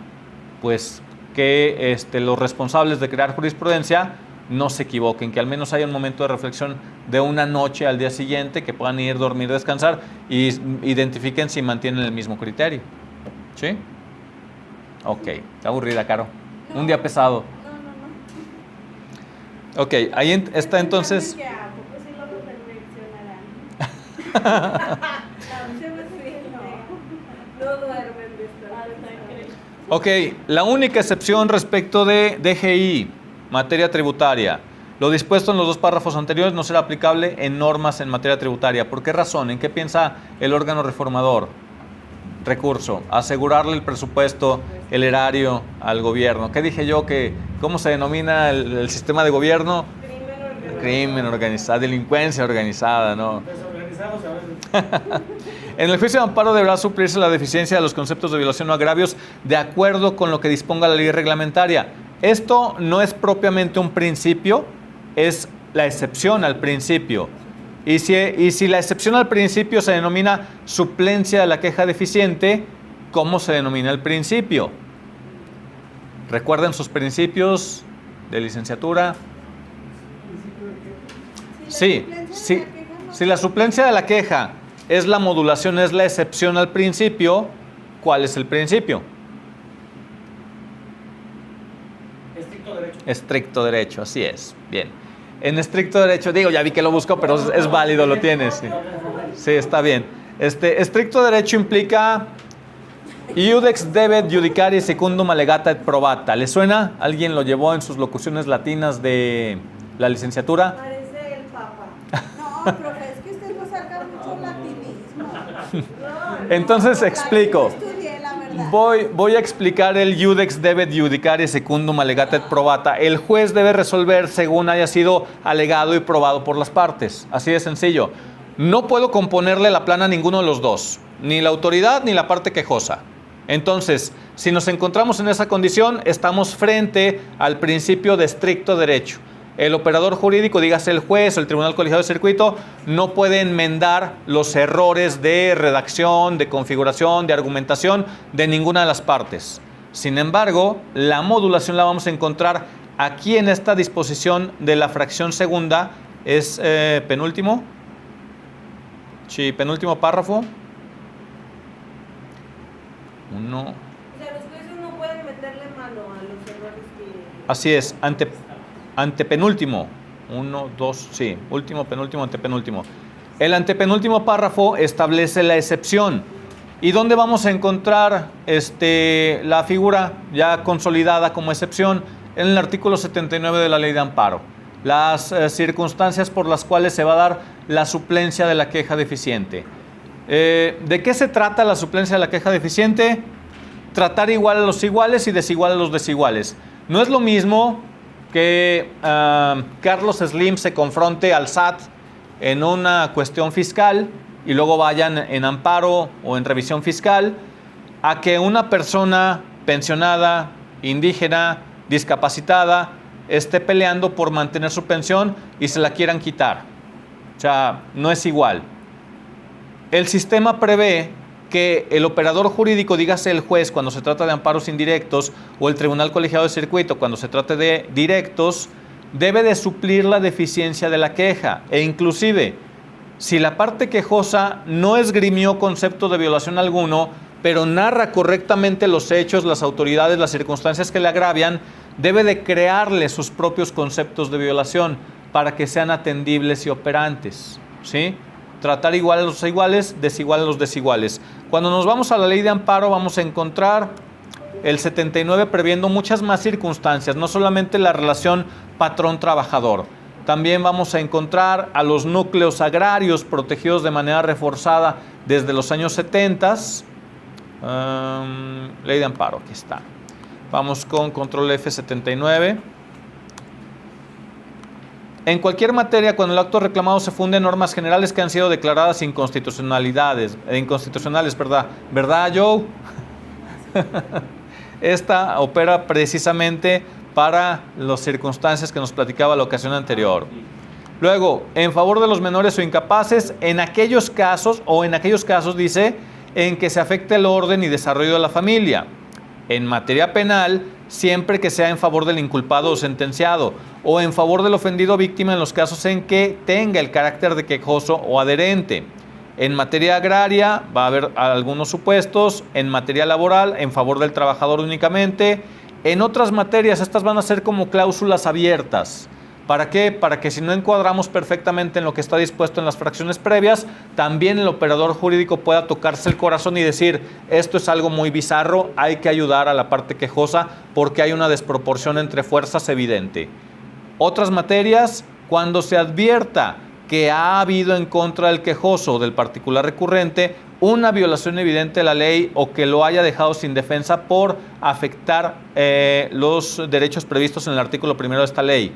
En este caso, la suplencia solo operará en lo que se refiere a la controversia en el amparo, sin poder afectar situaciones procesales resueltas en el procedimiento en el que se dictó la resolución reclamada. Y 7, en cualquier materia, en favor de quienes por sus condiciones de pobreza o marginación se encuentren en clara desventaja social para su defensa en el juicio. ¿Qué encontramos en esta figura jurídica? El primer problema, ¿y cómo pruebo condiciones de pobreza o marginación? ¿Cuál sería la prueba idónea? Así es, pero pericial. La pericial en estudio socioeconómico, el especialista, el trabajador social. Si no es pericial, no le van a aceptar. ¿Cuál es la ventaja en amparo? Perdón. Como que a veces se la sacan como que una persona de escasos recursos, normalmente con algún abogado la asesor y le dicen, pues escasos recursos, pero alguien te representó, como que ya no tiene. Pero tiene fines escasos recursos. Fíjense que en esta sección es importante saber cómo opera la pericial en Poder Judicial Federal, en juicio de amparo. A diferencia del ámbito civil y el ámbito penal, en donde las dos partes presentan sus peritos, se desarrollan sus peritajes y ante la controversia, el juez tiene que designar a un tercero en discordia. En materia de amparo no. En materia de amparo, las partes pueden no designar perito. Usted señala que oferta la pericial en tal circunstancia, esta en trabajo social quizá en condiciones socioeconómicas, y le solicita al juez que designe perito. Y no tiene costo para usted. Digo, no les estoy invitando a que hagan dispendio de los recursos y señalen periciales por señalar, pero si su contraparte no señala otro perito, el asunto que se vaya con el perito de origen. No tiene ningún caso. Vamos a tocar la pregunta que toca el ego de todo abogado. ¿Realmente quiere ser el abogado pidiendo suplencia de la queja? Ok. Este es un tema que tenemos que ser muy objetivos para discernirlo. Yo conocí esto desde la primera maestría, este postulado de que, no es válido que un abogado profesional ande rogando por la suplencia de la queja, ¿no? Ok. Puede decir usted, como es oficiosa, pues no tengo por qué preocuparme. ¿Sabe cuándo se va a empezar a preocupar y la va a enunciar como lo hago yo? Cuando el operador jurídico que le resuelve el asunto no sabe que en ese caso operaba suplencia a la queja. Régimen de excepción, policías. El operador jurídico con el que ocurrió esta circunstancia no era un caso propio, era un caso de una asociada, pero no la pidió bajo esta premisa de que no se pide, porque parece que manifestamos ignorancia. El juez se va como gordo en tobogán, perdón, no dije eso en foro académico, se va por la libre.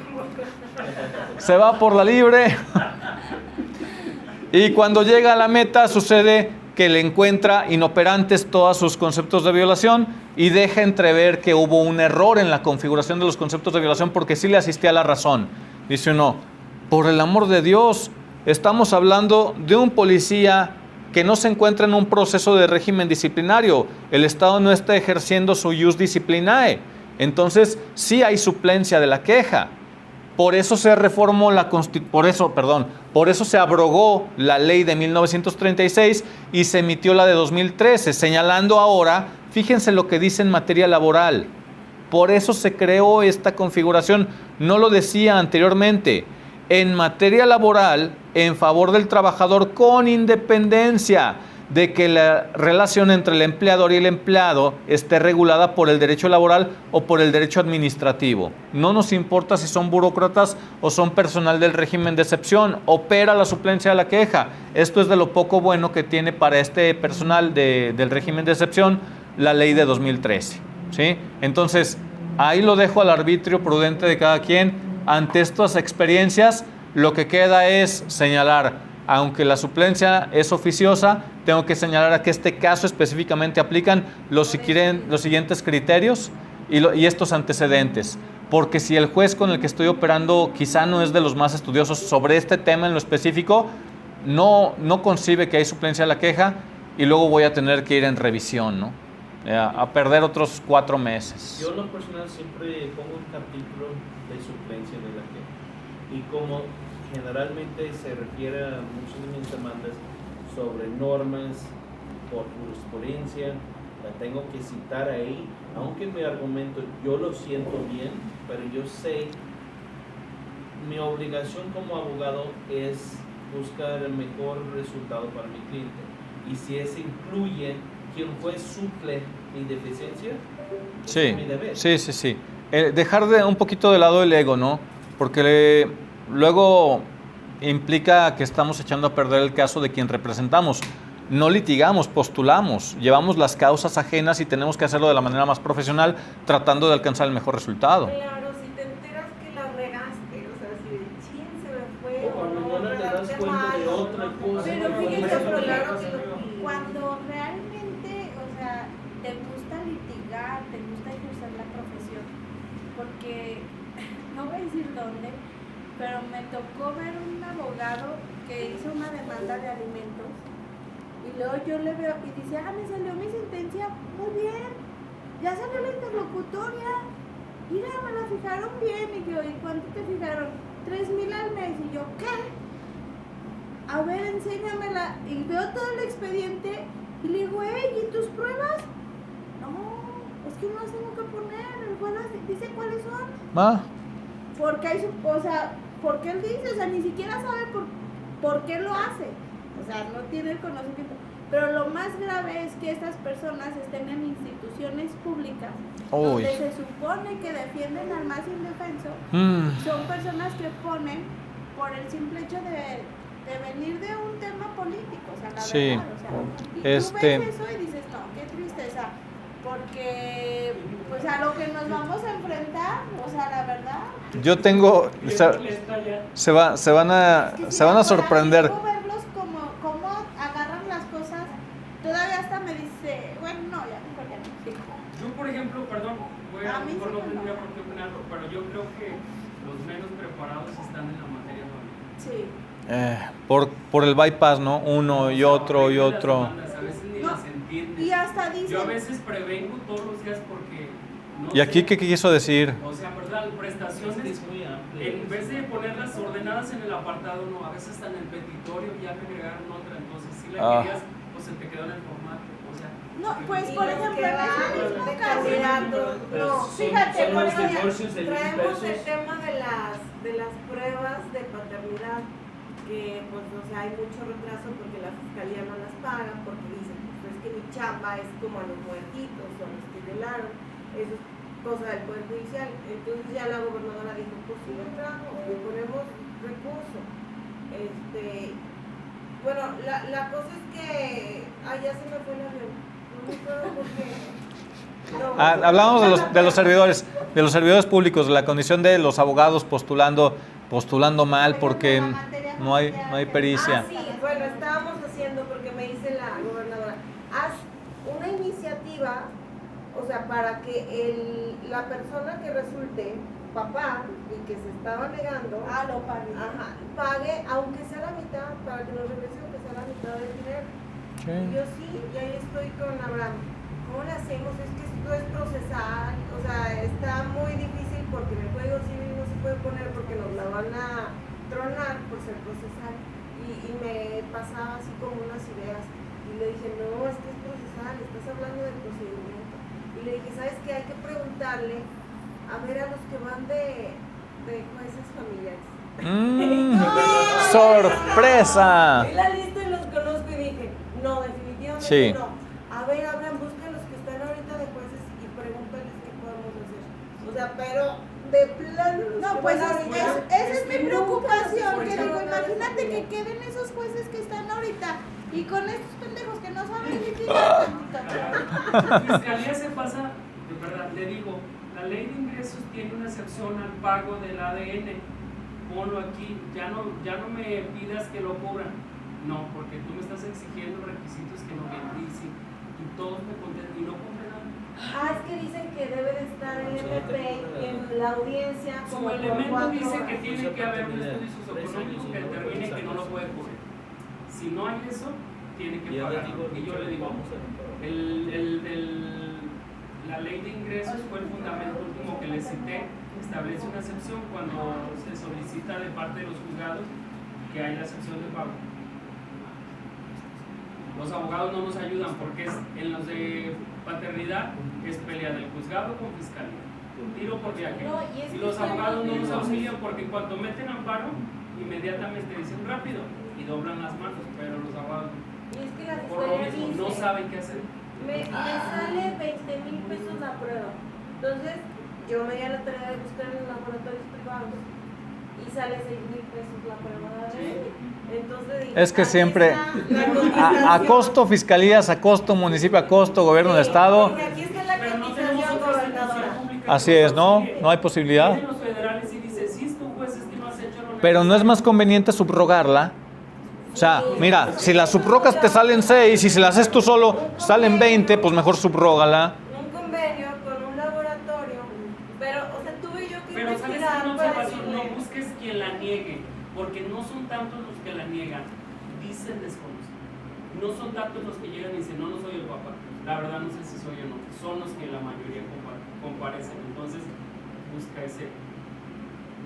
sí, pero no se puede porque es procesal. O sea, en el Código Civil yo no puedo regular. Y si me voy a Morena, allá a México, pues ¿cómo? Señala esto, Lignacy, porque por la cuestión del Código Nacional, ¿verdad? De Procedimientos Civiles y Familiares. Ajá. ¿Y por qué no elevarla al Congreso de la Unión? Porque pues allá es Morena. Por eso. Allá no nos hacen caso. Bueno, pero dejar el antecedente. Decir, a ver, me estás arrebatando a través de la reforma constitucional del artículo 73 respecto de Código Federal de Procedimientos Civiles y Familiares, el Congreso de la Unión se autoatribuye la facultad monopólica para legislar en materia procedimental familiar civil. Entonces, yo tengo esta problemática. Requiero que se encuentre en normatividad procesal. Como tú tienes la competencia, te lo mando. Y me lavo las manos cuando venga la problemática, digo, bueno, pues es que lo hicieron mal, no contemplan esto que nosotros aquí ya teníamos en proyecto. Realmente no es mucho dinero, o sea, estuve viendo por años, son 70 en promedio anuales las que se presentan, las demandas de prueba de paternidad. 70. O sea, las que están ahorita como pendientes desde 2020 son 330. Entonces yo digo, Ya muchos de los años anteriores ya ni siquiera Y es que piensan también en ese muchos proceso. abogados no lo ofrecen. No, que lo pague la fiscalía lo haga. Es más factible porque estamos hablando de 3 años. O sea, fiscalía se hace falta. No podemos poner puras multitas, pues qué mal hacen. Como que arresta al director. Sí, ¿verdad? No. Ok, bueno, tenemos identificado cómo realizar nuestro mapa conceptual, extrayendo estos elementos, haciendo como nuestra síntesis, la elaboramos de todo el 107 y a la siguiente sesión que platiquemos ya podemos hablar de los principios con detalle. Va a ser un mapota. Está bien, Porque pues sí está bien largo. está bien. Si no hay dudas o comentarios, nuestra sesión del día de hoy está programada solamente de 7 a 9, así quedó los jueves. Entonces, yo agradezco su presencia y la buena voluntad de estar aquí hasta las 9. Hoy no pidieron irse temprano. Creo que están más acostumbrados a las sesiones hasta las 10 o no se acordaron, pero muchas gracias por su atención. Nos vemos en la siguiente sesión. Voy a subirles vínculo para Classroom seguramente ahora en fin de semana, para que puedan ahí subir sus trabajos. Si se apoyan con inteligencia artificial, nada más revisen que lo haga correctamente. Sí, digo, no es malo. No es mala la inteligencia artificial. Lo malo es que tratemos de utilizarla para que supla nuestro proceso de aprendizaje.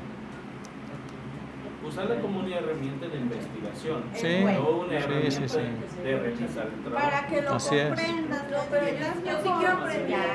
Y yo sí lo intenté leer como hace unos 4 meses y se me hizo muy pesada la lectura y como que me trabé mucho y me quedé como en 4 horas.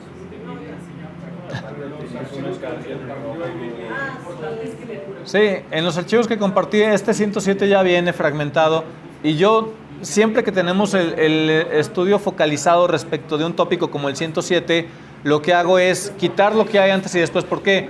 Luego decimos, yo recuerdo que en alguna parte señala suplencia, y buscamos suplencia en toda la Constitución y nos lleva a múltiples lugares. En cambio, si abrimos solamente este archivo, ya es distinto, ya buscamos lo que estamos tratando de localizar. ¿Sí? Bien.